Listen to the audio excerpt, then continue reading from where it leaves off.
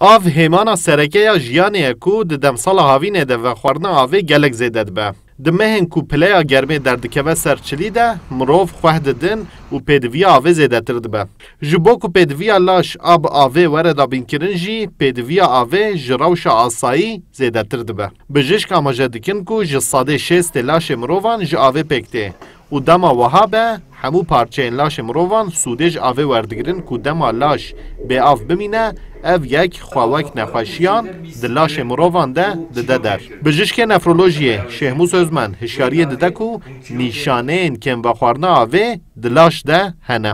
Ji bo hemû însanên ku nexweşî wan tune 2-3 kilo av vexwarin, em zivistanê 2 kilo 2 litre, havînê jî 3-4 vexwarin baştir e. Hûn dikarin çawa fehm bikin ku ava we bes e, ava hûn vedixwin bes e, ew jî rengê mîza we meselê. Eger mîza we rengê wê zelal be û vekirî be, ev tê wateya ku we têra xwe av vexwariye.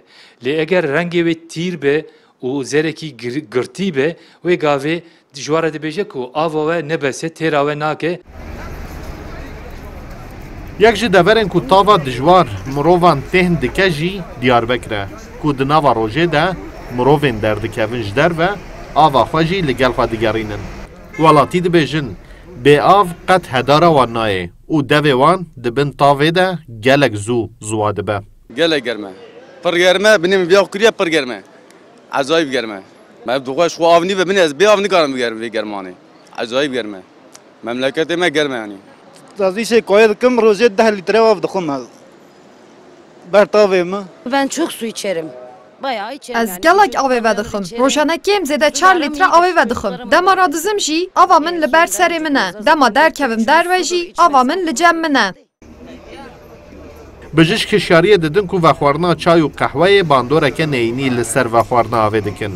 û di mehên havînê de ji bo ku vexwarina avê kêm nekin, divê çay û qehwe werin kêmkirin.